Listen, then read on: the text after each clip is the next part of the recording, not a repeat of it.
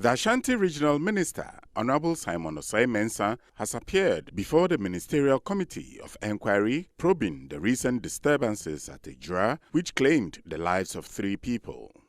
The committee was put together by the Interior Minister, Ambrose Derry, to look into the circumstances that led to the shooting of 2 civilians by military personnel during a demonstration that followed the death of one Ibrahim Mohammed, alias Kaka. The committee is chaired by Justice George Kingsley Kumsin, an appeals court judge, with Professor Vladimir Enchidanso, a security expert, and Juliet Adiema Amoa, Executive Director of Pen Plus Byte, a civil society organization, as members. Ms. Marie-Louise Simmons of the Attorney General's Department is the secretary to the committee. The regional minister, in his testimony, submitted a video in which some angry youth were seen chasing away a police water cannon, which he said could have triggered the shooting incident. It was impossible to call the strategic meeting. I was in a meeting in Accra, regional ministers meeting in Accra. 2, if I had wanted to call the meeting, the only possibility was through Zoom.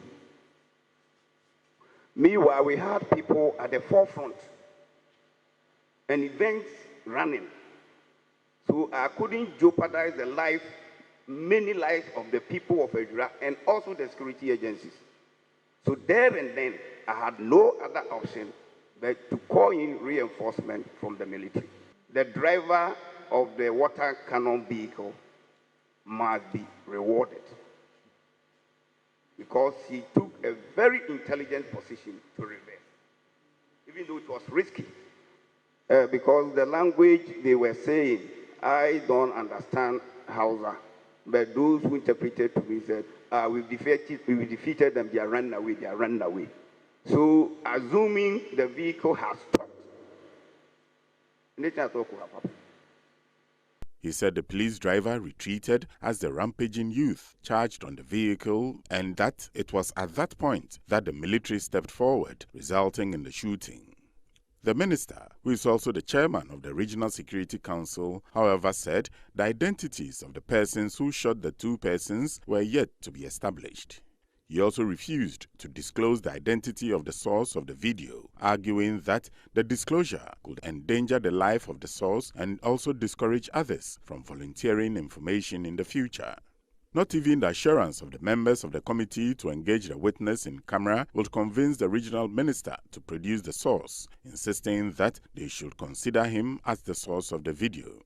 The chairman of the committee reminded the minister that the committee had the mandate to protect such witnesses, but the minister only told the committee that he would consult the source whether he was willing to appear before the committee in camera.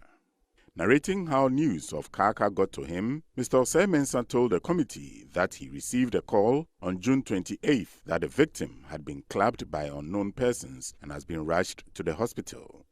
He said he traveled to Accra that same day for a regional ministers meeting and that he was in Accra when he received a call that Kaka has passed on.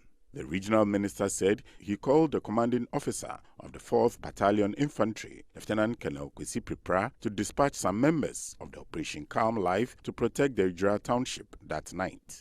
Yes, I called Operation 28th of June to go and support the police to provide security there, because already they had attacked the police station.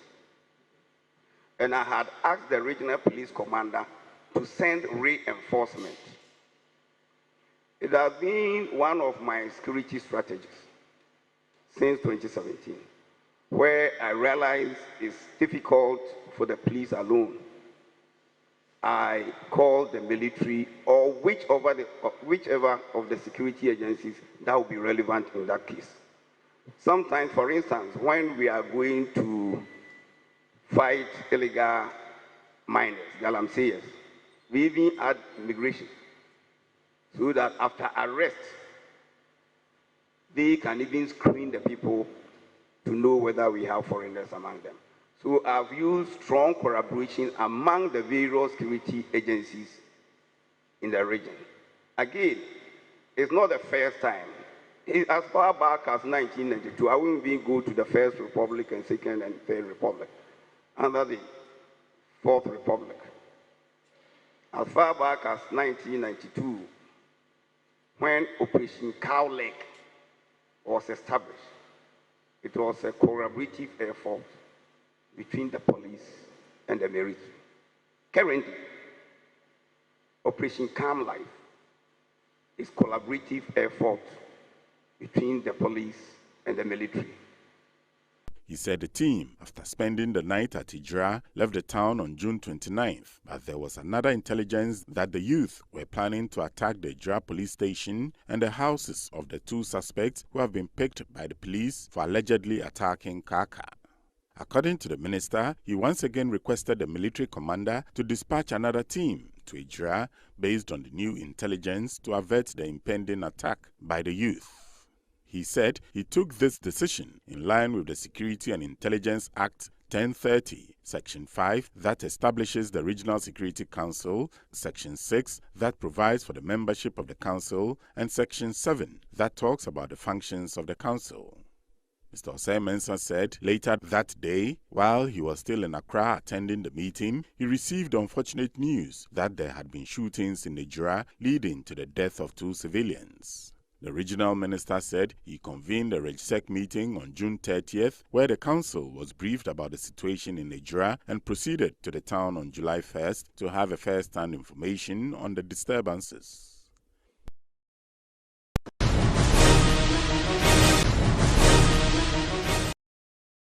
The lead operator of the offshore Cape 3 Point, NE, has announced a significant oil discovery in Ghana with the potential to produce 700 million barrels of oil equivalent.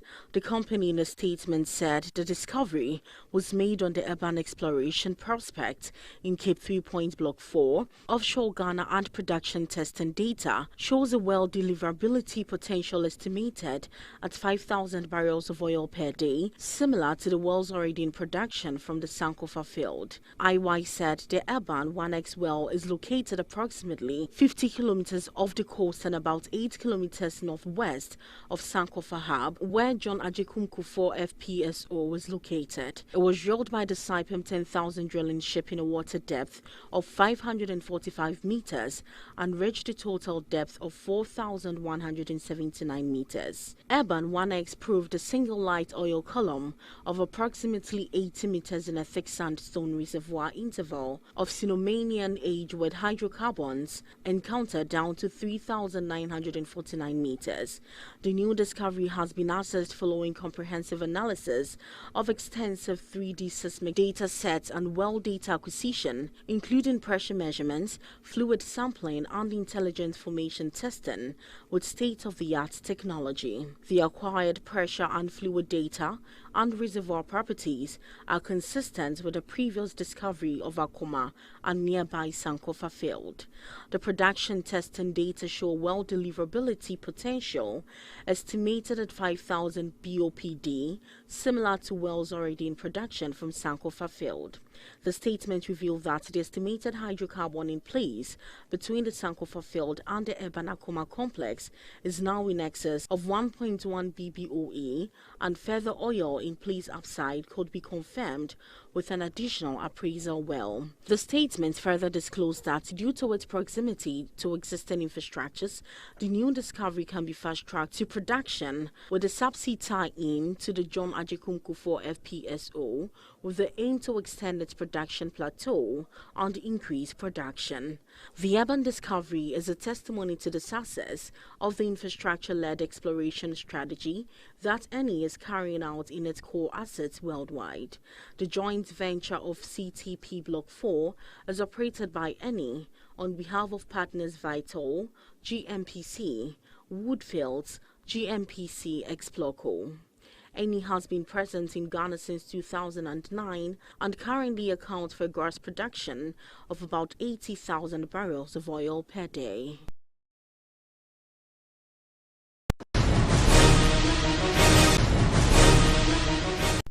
Some 1.2 million eligible Ghanaians have received their COVID-19 vaccine since the exercise began on March 1st to help protect citizens against the virus. According to the Minister of Health, Kweku Agyeman, about 380,320 persons of the total number of those vaccinated have received their second dose of the vaccine.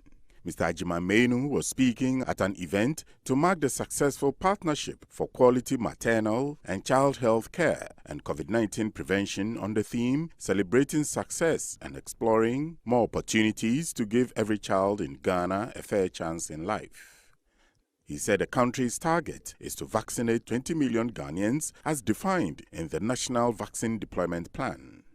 This feat will not only improve our vaccine storage infrastructure, but will also increase access and expand the scope and variety of vaccines that can be made available to Ghanaians as we race towards attaining herd immunity. We aim to vaccinate 20 million, that is about 60% of Ghanaians, so as to achieve herd immunity. So far, a little over 1.2 million Ghanaians have been vaccinated against the COVID-19 out of the 20 million target defined in our National Vaccine Deployment Plan.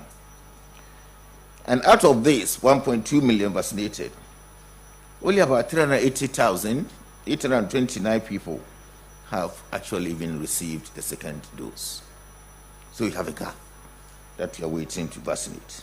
The partnership between the governments of Ghana and Japan and UNICEF was aimed at improving the country's health system and its response to the COVID-19 pandemic. It undertook projects including supporting the Universal Health Coverage Drive, Ghana's COVID-19 Drive, and improving maternal, neonatal, child and adolescent health services through the introduction of the Maternal and Child Health Record Books. The minister said the support will help accelerate the implementation of universal access to better and efficiently manage quality primary health care services. The Ministry of Health recognizes and appreciates the immense support the Japanese government and our development partners continue to provide towards our universal health coverage drive and strengthening the Ghana health system, specifically the COVID-19 response of Ghana. We have had a long and successful relationship with the government of Japan, the Japan International Cooperation Agency, and UNICEF in the implementation of various initiatives related to improving the health of Ghanaians. As a sector, we have benefited immensely from technical support and grants and grant aid provided under these partnerships. Like I have been quoted this morning, in that if we're supposed to list the various programs and projects that have been delivered to us by these two partners, we wouldn't live here today. The notable amounts these projects and programs are the support to our universal health coverage drive of the country, support to Ghana's COVID-19 response, support to the Noguchi Memorial Institute of Medical Research, strengthening community-based health planning and services, improving maternal, neonatal, child and adolescent health services, including the introduction of the maternal and child health record books. He commended the partners for the grant to enhance the country's COVID-19 response with the provision of ultra-cold chain equipment for vaccine storage. We are also aware of the upcoming grant to enhance our COVID-19 response with the provision of the ultra-cold chain equipment for vaccine storage. This declaration of support for Ghana to improve vaccine storage capacity in line with Ghana's COVID-19 vaccination agenda is greatly welcome as government continues to mobilize resources towards the agenda. The UNICEF representative in Ghana, Anne-Claire Dufay, in her remarks said the partnership has helped strengthen the country's capacity to diagnose and treat COVID-19 patients through training on infection prevention and control and the procurement of diagnostic equipment. There are no words actually to express how impressed we are and how we admire your dedication. there have been major challenges to maintain essential health and nutrition services during this difficult time. You have stepped up to this daunting task. After an initial slowdown, most of the essential health and nutrition services have recovered. In this endeavor, support from the government of Japan has been significantly contributing to the achievements. First, support from Japan has helped strengthen the country's capacity to diagnose and treat COVID-19 patients through training on infection prevention and control and the procurement of diagnostic equipment. A PCR machine has become operational at the Eastern Regional Hospital. In addition, thanks to the people of Japan, UNICEF is now procuring ultra-cold chain equipment, which is essential, as we know, to store some of the vaccines that require very low temperatures. We will also support accompanying training for the staff to store and deploy COVID-19 vaccines in order to achieve greater population immunity. It is therefore a very timely and much-needed contribution, as ultra-cold chain will expand possibilities to receive vaccines in Ghana. The ambassador of Japan to Ghana, Chutomu Himeno, for his part, expressed satisfaction about the project's implementation as he pledged the continuous support of the Japanese government to the people of Ghana. Naturally, the matters at hand, the health, nutrition, are very important. We think these are important because, not only because keeping people away from disease, illness is important, but also keeping the people away from illness is empowering people. People can be happy, people can contribute. People can contribute to the national building, development. Therefore, empowerment is very much the philosophy of the Japanese support to our friends. Therefore, we are very happy to contribute. This very, very important area of health and nutrition, because that is both relevant for the protecting people and also empowering people.